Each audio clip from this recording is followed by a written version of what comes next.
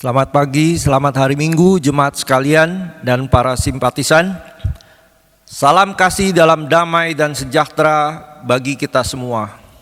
Umat yang terkasih, marilah kita mendudukkan pikiran dan mempersiapkan hati untuk memasuki ibadah hari ini. Dengan bangkit berdiri, marilah kita menyanyikan PKJ 14 ayat yang pertama.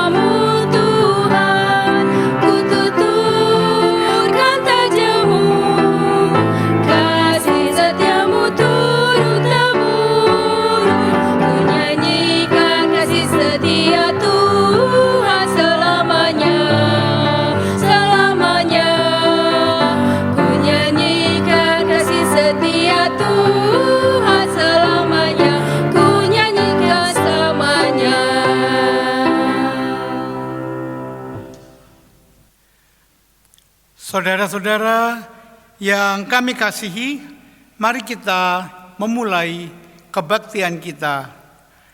Pertolongan kita adalah di dalam nama Tuhan yang menjadikan langit dan bumi.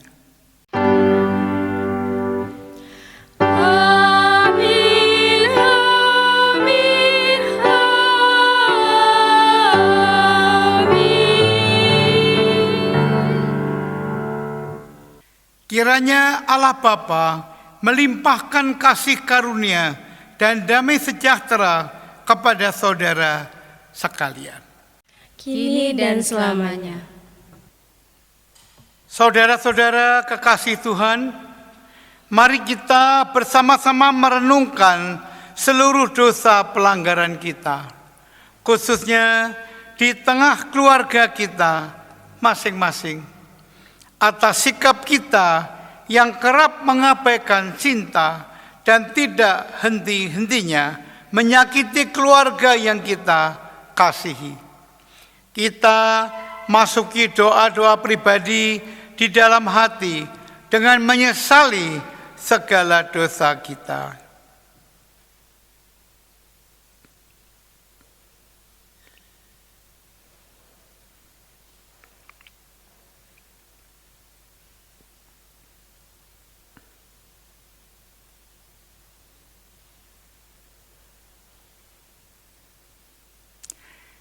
Tuhan, dengarkanlah doa kami, dengarkanlah permohonan kami akan pengampunan Tuhan, dan selanjutnya tuntunlah kami untuk mampu hidup baru dengan berpegang pada firman-Mu. Kami berdoa di dalam nama Tuhan Yesus Kristus. Amin.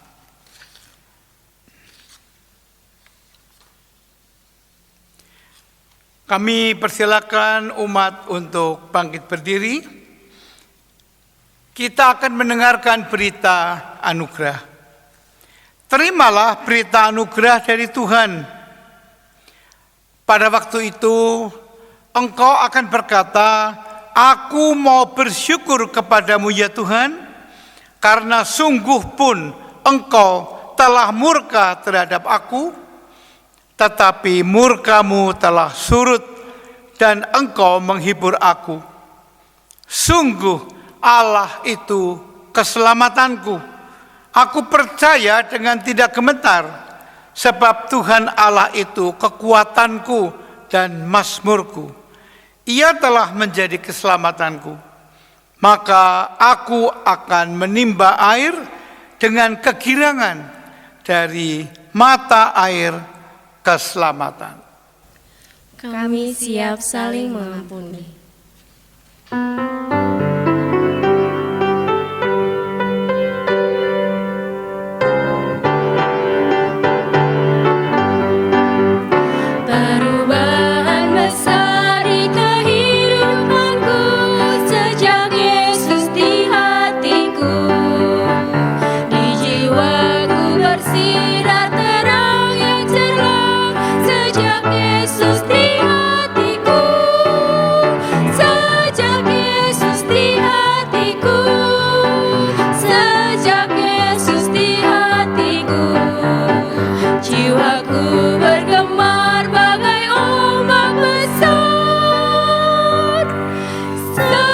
Sejak Yesus di hatiku,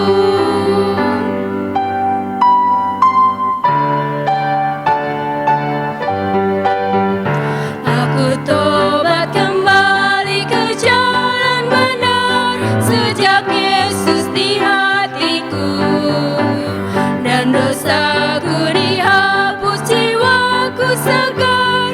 Sejak Yesus di hatiku, sejak Yesus di hatiku, sejak Yesus di hatiku, jiwaku bergemar bagai ombak besar. Sejak Yesus di hatiku.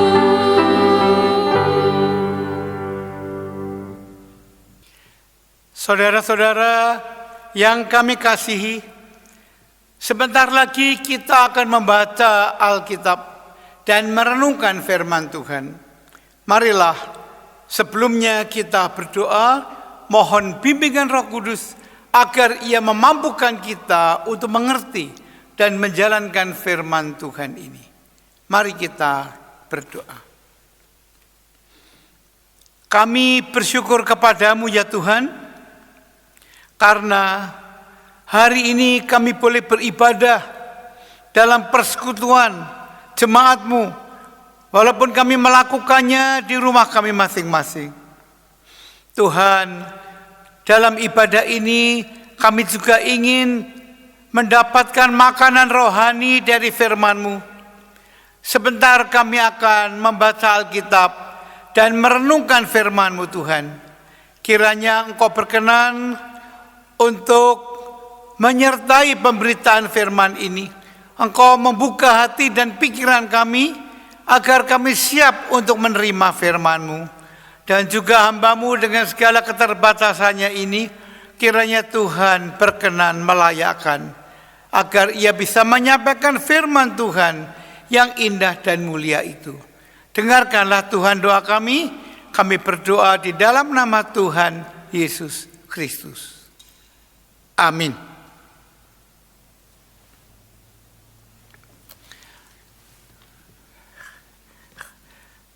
Saudara-saudara yang kami kasihi,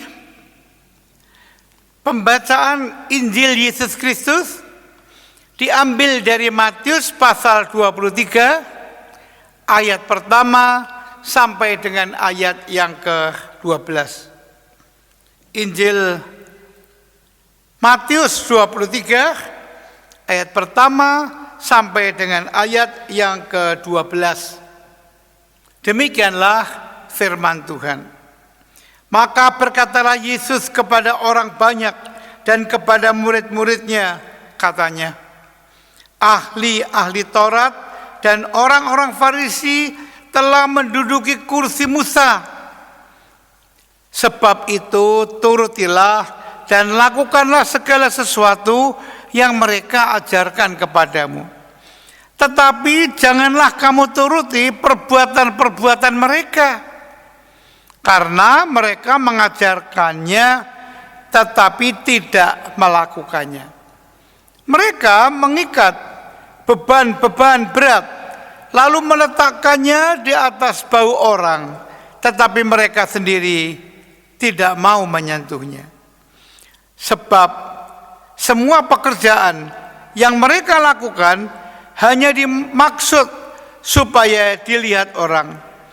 Mereka memakai tali sembahyang yang lebar dan jumbai yang panjang. Mereka suka duduk di tempat terhormat dalam perjamuan dan di tempat terdepan di rumah ibadah.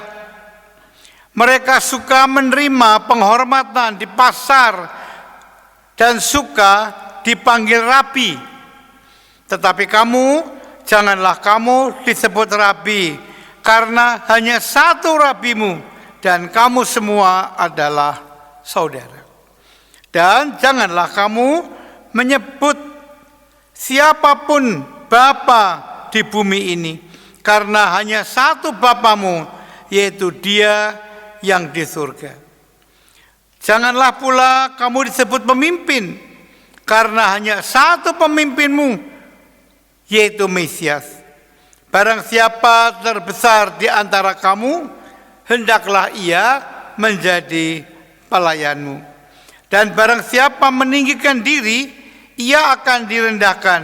Dan barang siapa merendahkan diri, ia akan ditinggikan. Demikianlah Injil Yesus Kristus. Yang berbahagia ialah mereka yang mendengarkan firman Tuhan dan yang memeliharanya. Haleluya. Haleluya, haleluya, haleluya, haleluya.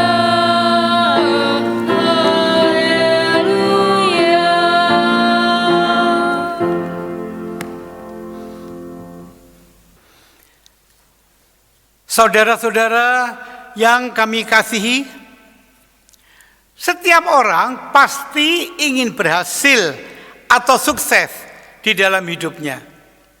Sebagai contoh, seorang pelajar ingin sukses ketika ia mengerjakan ulangan atau ujiannya.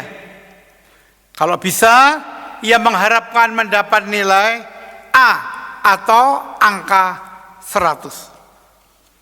Mahasiswa juga sama. Ketika ia menyusun skripsinya, ia berharap agar ia bisa sukses atau berhasil dalam menulis skripsinya itu. Ia berharap agar nanti kalau ujian skripsi, ia bisa lulus dengan nilai A. Seorang pengusaha juga ingin berhasil dan sukses, saudara-saudara. Ketika ia mulai merintis usahanya, ia sudah bercita-cita untuk menjadi pengusaha yang sukses. Ada yang bahkan sudah membuat perencanaan agar nanti setelah sekian tahun usahanya ini bisa berkembang.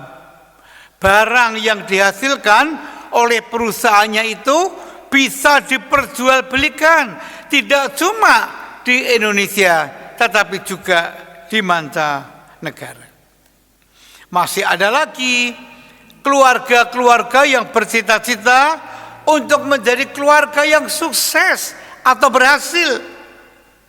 Ukurannya apa, saudara-saudara? Ada yang mengatakan ukurannya kalau mereka sudah bisa mempunyai rumah sendiri. Bukan menyewa, bukan mengontrak. Ada yang menyatakan keluarga sukses kalau suaminya atau istrinya sudah mempunyai jabatan yang penting di kantor. Paling tidak sudah menjadi manajer. Yang lain lagi mengharapkan kalau ia sudah bisa punya mobil. Begitu seterusnya, saudara-saudara. Rencana untuk berhasil, cita-cita untuk sukses ini boleh-boleh saja. Hal yang baik kalau orang berencana untuk bisa berhasil. Tapi bagaimana cara untuk mendapatkan keberhasilan itu? Inilah masalahnya.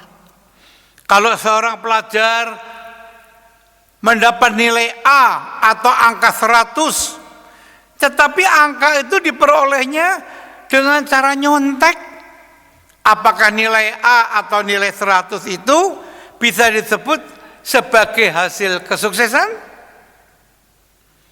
Begitu juga kalau skripsi seorang mahasiswa dibuatkan orang lain dan mendapat nilai A, apakah nilai A itu merupakan hasil kesuksesannya atau hasil sebuah kebohongan? Kalau sebuah usaha kelihatan berkembang, tapi pengembangannya itu dilakukan melalui penipuan, penggelapan uang, pemalsuan, dan seterusnya, apakah pengembangan ini juga bisa dikatakan sebagai suatu keberhasilan? Kalau orang bisa membeli rumah yang besar dan megah, mobil yang mewah, perhiasan yang mahal-mahal, tetapi kalau uangnya didapatkan dari hasil korupsi atau kejahatan, apakah semua barang-barang yang kelihatan mewah itu bisa disebut sebagai hasil kesuksesan? Tentu tidak, saudara-saudara. Karena saat ini banyak cara salah yang dilakukan orang untuk mencapai sebuah keberhasilan. Khotbah kita hari ini akan menggumuli tema berhasil di jalan Tuhan dengan landasan firman Tuhan dari Matius pasal 23 ayat 1 sampai dengan ayat 12. Bagian Alkitab ini dan tema khotbah ini ditetapkan oleh majelis jemaat berdasarkan dian penuntun yang ditulis oleh GKI. Saudara-saudara yang kami kasih, bacaan Alkitab kita dari Matius 23 ayat pertama sampai 12 berisi kecaman terhadap ahli-ahli Taurat dan orang-orang Farisi. Mengapa Tuhan Yesus mengecam mereka? Karena mereka hanya mengajarkan hukum-hukum Allah kepada orang banyak, tetapi mereka tidak melakukan hukum-hukum itu sendiri. Hal ini dikatakan Tuhan Yesus seperti disaksikan dalam ayat 2 dan 3. Ahli-ahli Taurat dan orang-orang Farisi telah menduduki kursi Musa. Sebab itu turutilah dan lakukanlah segala sesuatu yang mereka ajarkan kepadamu. Tetapi janganlah kamu turuti perbuatan-perbuatan mereka, karena mereka mengajarkannya tetapi tidak melakukannya. Jadi ahli-ahli Taurat dan orang-orang Farisi hanya mengajarkan tetapi mereka tidak melakukan hukum-hukum Tuhan. Menurut Tuhan Yesus, sikap seperti ini tidak boleh kita ikuti. Perbuatan keagamaan ahli Taurat dan orang-orang Farisi ini dikritik keras oleh Tuhan Yesus.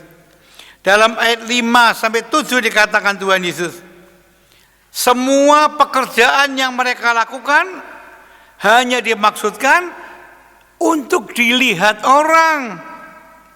Mereka memakai tali sembahyang yang lebar dan jubah yang panjang. Mereka suka duduk di tempat terhormat dalam perjamuan dan di tempat terdepan di rumah ibadat. Mereka suka menerima penghormatan di pasar dan suka dipanggil rabi. Jadi ahli-ahli Taurat dan orang-orang Farisi ini melakukan ibadah mereka dengan tujuan yang tidak tulus. Mereka beribadah bukan untuk Tuhan, tetapi untuk diri mereka sendiri. Mereka melakukan ibadah agar dianggap saleh dan dihormati orang banyak. Mereka suka dihormati dalam perjamuan, dalam rumah ibadah, di pasar-pasar, dan sebagainya. Tuhan Yesus menentang keras sikap seperti itu. Dalam ayat 11 dan 12 disaksikan kata-kata Tuhan Yesus, barang siapa terbesar di antara kamu, hendaklah ia menjadi pelayan. Dan barang siapa meninggikan diri, ia akan direndahkan. Dan barang siapa yang merendahkan diri, ia akan ditinggikan. Jadi, menurut Tuhan Yesus, perbuatan ibadah itu tidak boleh dipakai untuk mencari kehormatan atau untuk meninggikan diri sendiri atau untuk dipuji oleh orang. Tidak. Yesus sendiri mengajarkan, kalau orang ingin menjadi besar, ia harus mau melayani. Dengan perkataan lain, ia menjadi besar di dalam pelayanannya. Orang yang meninggikan diri akan direndahkan Tuhan. Sebaliknya orang yang merendahkan diri akan ditinggikan oleh Tuhan.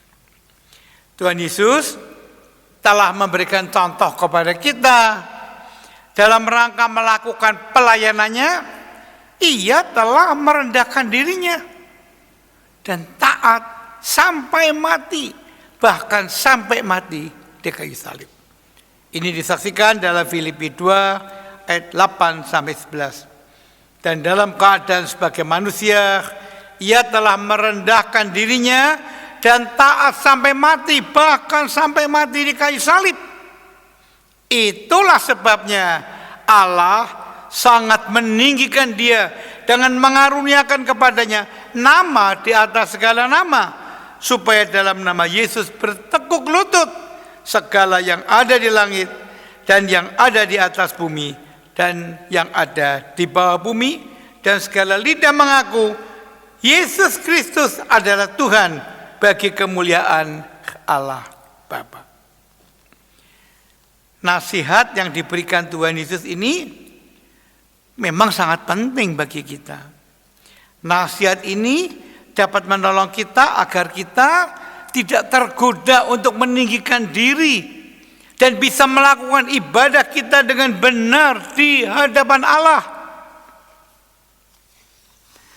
Manusia di dunia ini memang suka meninggikan dirinya.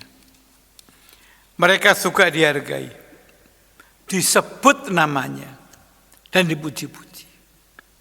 Kalau salah, dia tidak mau diingatkan. Kalau melalaikan tugas, dia tidak mau ditegur. Yang berbahaya, kalau hal ini menular dan masuk dalam pelayanan di dalam jemaat Tuhan. Repot. Hal ini tidak sama kalau orang beribadah dan melayani Tuhan dengan hati yang tulus, dengan sikap yang mau merendahkan diri. Sebenarnya dalam ibadah dan pelayanan, hanya Tuhanlah yang patut dimuliakan.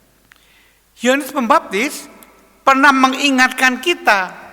Dalam Yohanes 3 ayat 30 disaksikan kata-katanya, ia, itu Yesus, harus makin besar, tetapi aku harus makin kecil. Yang dimaksud dengan ia di sini adalah Tuhan Yesus. Jadi Yohanes Pembaptis dalam pelayanannya ingin Tuhanlah yang dibesarkan dan dimuliakan, sedang kita sebagai pelayan-pelayannya harus menjadi kecil. Jangan dibalik, kitanya yang mau besar dan Tuhannya disembunyikan. Saudara-saudara yang kami kasih, melalui bacaan Alkitab kita hari ini, sebenarnya ada beberapa hal penting yang dapat kita lakukan agar kita bisa berhasil di jalan Tuhan seperti tema khotbah kita. Apa itu? Pertama, kita harus mendasarkan semua usaha kita pada firman Tuhan. Maksudnya, semua usaha kita harus kita jalankan sesuai dengan kehendak Tuhan.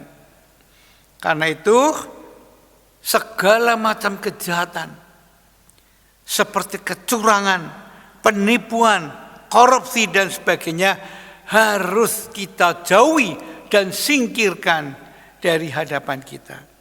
Sebaliknya usaha kita harus berkenan kepada Tuhan.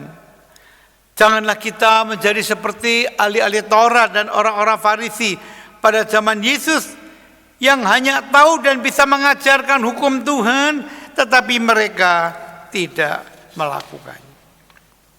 Kedua, jalan Tuhan itu mengajarkan kerendahan hati, saudara-saudara, dan bukan kesombongan.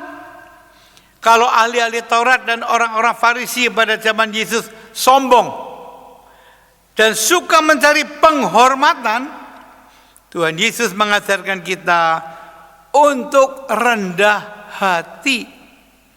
Kalau kita melakukan pekerjaan atau usaha kita yang lain, itu pun harus kita lakukan dengan rendah hati. Begitu juga ketika usaha kita sukses, berhasil dan diberkati oleh Tuhan, kita tidak boleh sombong, karena yang membuat kita berhasil bukan kita tetapi Tuhan. Kita tidak boleh meninggikan diri, tapi sebaliknya dengan rendah hati kita harus bisa bersyukur kepada Tuhan. Dan yang terakhir, ketiga, kita tidak boleh menjadikan ibadah sebagai alat untuk mendapatkan keuntungan bagi diri kita sendiri. Ahli-ahli Taurat dan orang-orang Farisi pada zaman Yesus melakukan ibadah mereka dengan maksud supaya mereka bisa dilihat orang nih, orang saleh nih, dan dipuji orang. Padahal ibadah itu seharusnya dilakukan untuk kemuliaan nama Tuhan, bukan untuk mendapatkan pujian atau keuntungan bagi dirinya sendiri. Begitu juga kalau kita melayani, pelayanan kita tidak boleh kita tujukan untuk mendapatkan pujian atau nama bagi diri kita. Saudara-saudara yang kami kasih, sekarang bagaimana kita menerapkan firman Tuhan ini bagi kehidupan kita masing-masing. Dalam menjalani hidup ini, kita semua tentu ingin bisa berhasil atau sukses, baik dalam studi, dalam pekerjaan, dalam karir, dalam keluarga, maupun dalam masa depan kita. Saya mendoakan agar saudara-saudara semua sukses di dalam kehidupan. Namun kita harus waspada, sebab seringkali bisa ada godaan-godaan untuk meraih kesuksesan itu dengan cara-cara yang bertentangan dengan firman Tuhan.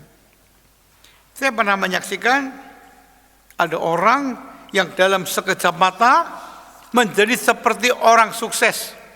Karena apa? Karena kekayaannya melimpah.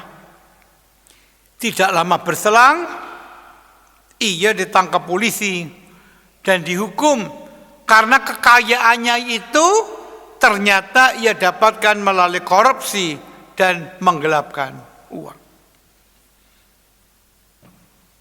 Tuhan Yesus juga pernah dicobai iblis di padang gurun. Iblis meminta Yesus untuk menunjukkan kesuksesannya. Dengan cara apa? Dengan caranya iblis, yaitu mengubah batu menjadi roti, terjun dari hubungan bait Allah, dan untuk mendapatkan semua kerajaan dunia dan kemegahannya dengan cara mengikuti iblis dan sujud kepadanya. Namun Yesus menolak bujukan itu. Begitu juga dengan kita, saudara-saudara.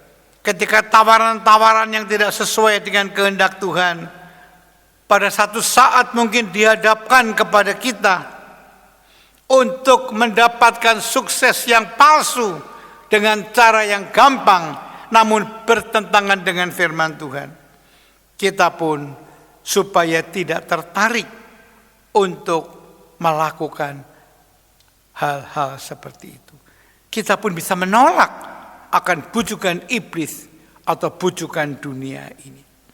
Semoga kita bisa berhasil atau sukses di jalan Tuhan melalui ora et labora, berdoa dan bekerja. Tuhan memberkati. Amin.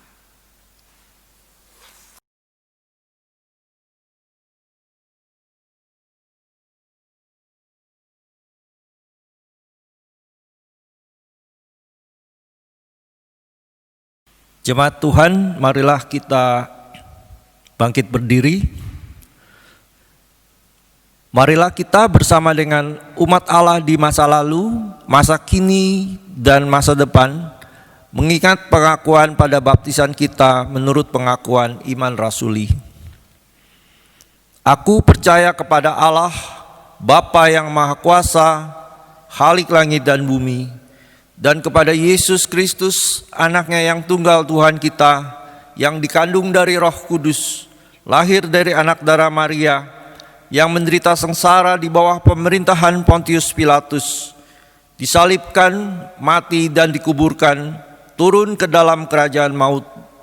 Pada hari yang ketiga bangkit pula dari antara orang mati, naik ke sorga, duduk di sebelah kanan Allah, Bapa yang Maha Kuasa. Dan dari sana ia akan datang untuk menghakimi orang yang hidup dan yang mati. Aku percaya kepada Roh Kudus, gereja yang kudus dan am, persekutuan orang kudus, pengampunan dosa, kebangkitan orang mati, dan hidup yang kekal. Amin. Mari kita menaikkan doa syafaat, nanti akan diakhiri dengan doa Bapa kami.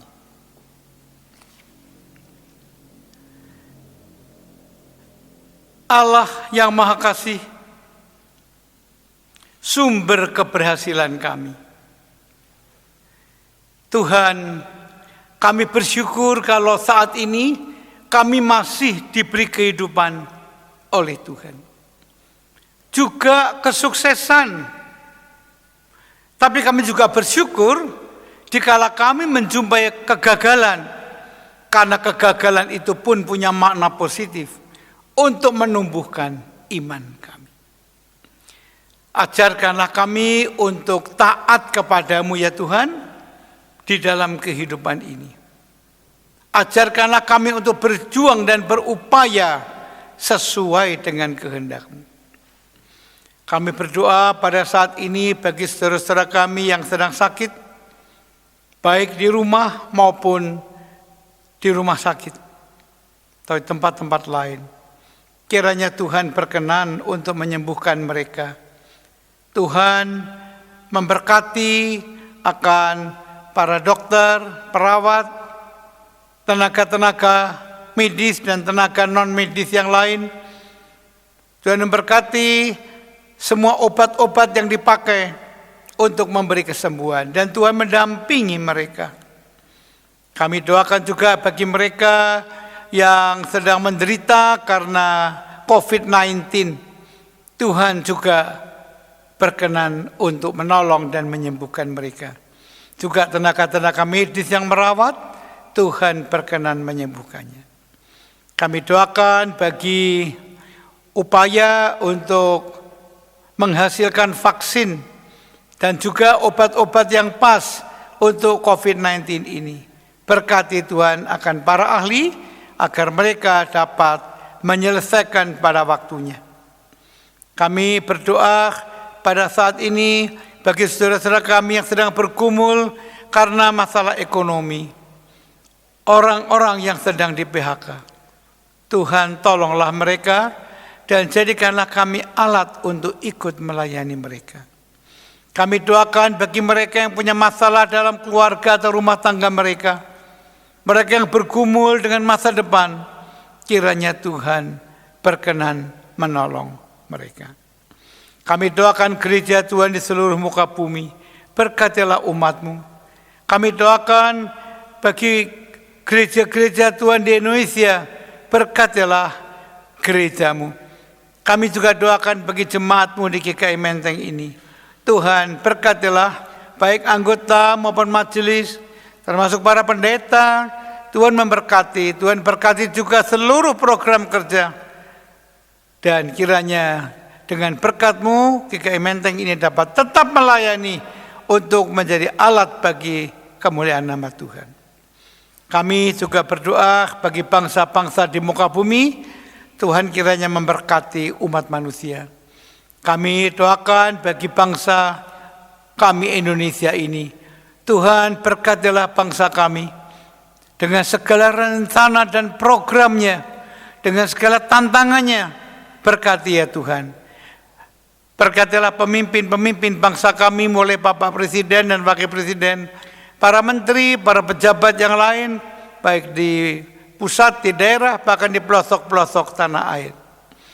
Berkatilah juga akan seluruh program termasuk pilkada yang akan diselenggarakan bulan Desember nanti. Terima kasih ya Tuhan, kami mau menyerahkan seluruh doa kami dalam tangan-Mu. Dan kami mau menyerahkan seluruh hidup kami di dalam tangan-Mu. Kami berdoa di dalam nama Tuhan Yesus Kristus.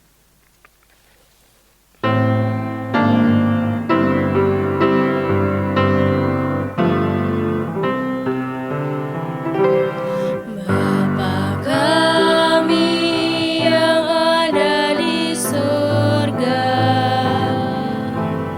dikuduskanlah nama-Mu, datanglah kerajaan-Mu, jadilah kehendak-Mu di bumi seperti di surga. Beri kami hari ini makanan yang secukupnya. Ampuni salah kami seperti kami ampuni yang bersalah pada kami. Jangan bawa kami dalam pencobaan, melainkan lepaskan kami dari yang jahat. Sebab Kaulah yang punya kerajaan dan kuasa dan kemuliaan sampai selama-lamanya. Amin.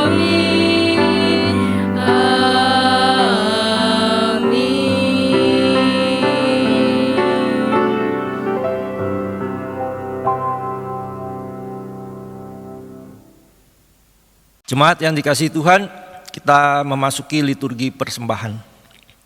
Marilah kita bersyukur atas pemeliharaan Tuhan dalam hidup kita. Rasa syukur ini kita wujudkan dalam bentuk persembahan.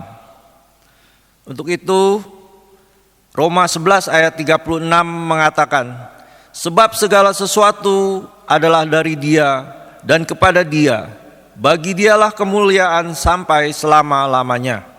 Kita akan mempersembahkan persembahan kita sambil kita menyanyikan NKB 199 ayat 1 sampai 3.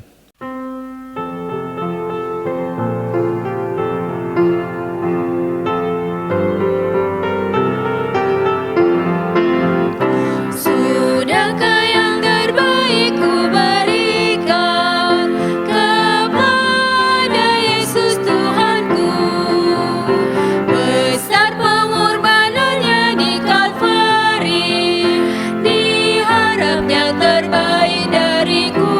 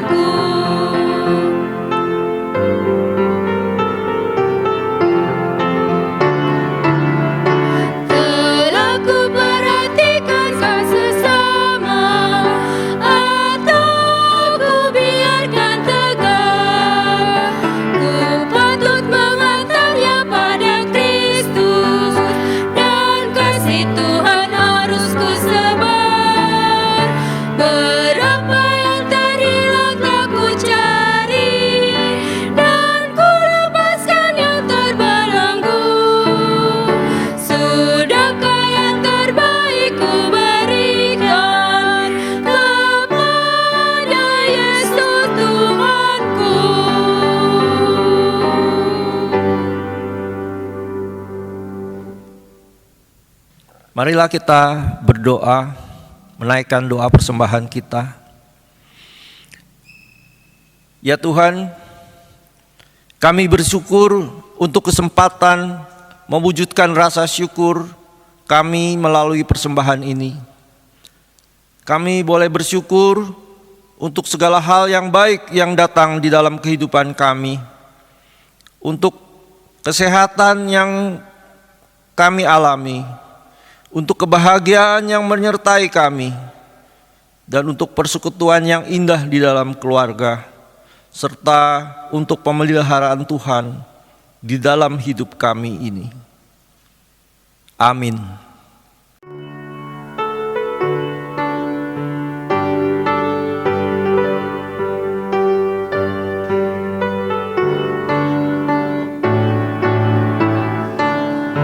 Ku ingin selalu dekat padamu, ikut kau Tuhan tiada jemu.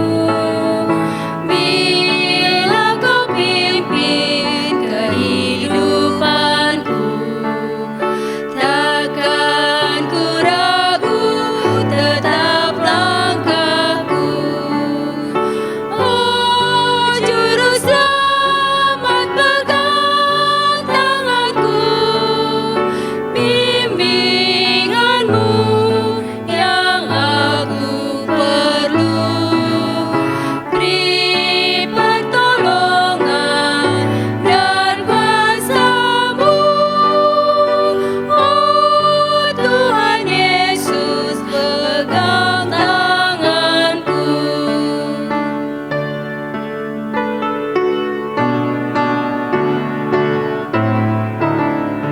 Gelap perjalanan yang aku tempuh, namun cerah berseri jiwaku.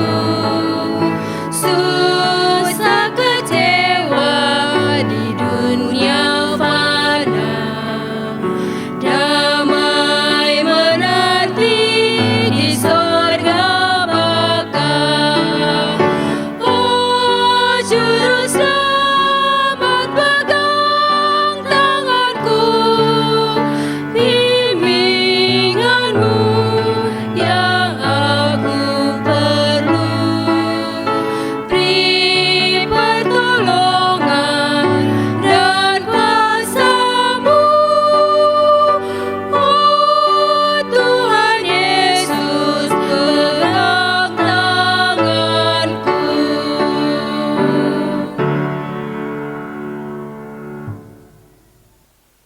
Saudara-saudara yang kami kasihi, arahkanlah hatimu kepada Tuhan.